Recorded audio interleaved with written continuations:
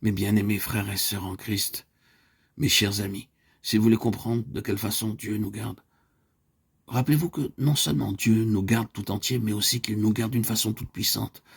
Je voudrais que cette vérité brûle dans mon âme. Je voudrais adorer Dieu jusqu'à ce que mon cœur tout entier soit rempli de la pensée de sa toute-puissance. Dieu est tout-puissant, et le Dieu tout-puissant offre de travailler lui-même en mon cœur et de me garder. Et je désire être lié par sa toute-puissance, ou plutôt être lié au Tout-Puissant, au Dieu vivant, et être placé dans le creux de sa main. Vous lisez les psaumes, pensez aux merveilleuses expressions employées par David. Par exemple, quand il parle de Dieu comme étant notre Dieu, notre forteresse, notre refuge, notre forte tour, notre force et notre salut.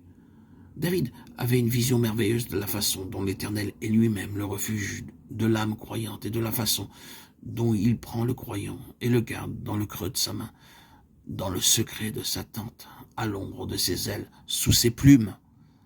C'est là que vivait David. Et nous qui connaissons Jésus-Christ et son sang versé pour nous, et le Saint-Esprit envoyé du ciel, pourquoi savons-nous si peu ce que c'est que de marcher pas à pas avec le Tout-Puissant qui nous garde? Avez-vous jamais pensé que pour chaque action de grâce qui monte de votre cœur, vous avez la toute-puissance de Dieu à votre disposition? Si quelqu'un me fait un don de 100 livres sterling par exemple, je prends cet argent, je l'emporte. Cette personne m'a donné une partie de sa fortune, mais elle garde le reste à sa disposition. Il n'en est pas ainsi de la puissance de Dieu. Dieu ne peut pas donner une partie de sa puissance et je ne puis faire l'expérience du pouvoir et de la bonté de Dieu que si je suis en contact et en communion avec lui.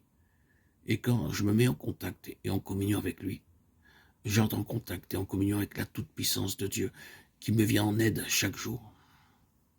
Un homme peut avoir un père très riche et au moment où cet homme va entreprendre une affaire, son père lui dit « Tu peux avoir autant d'argent que tu en voudras pour ton entreprise. » Tout ce que possède le Père est à la disposition du Fils. Dieu, le Dieu Tout-Puissant, agit de même envers nous. Vous pouvez à peine réaliser cela. Vous vous sentez comme un vermisseau. La toute-puissance de Dieu est-elle nécessaire pour garder un vermisseau? Oui, sa toute-puissance est nécessaire pour garder chaque vermisseau qui vit dans la poussière. Aussi pour garder l'univers, et sa toute-puissance est encore plus nécessaire pour garder votre âme et la mienne du pouvoir du péché. Oui, si vous voulez croître dans la grâce, apprenez à commencer par là. Dans tous vos jugements, dans toutes vos méditations, dans toutes vos pensées, dans tous vos actes, dans toutes vos interrogations, vos études et vos prières. Apprenez à être gardé par le Dieu Tout-Puissant.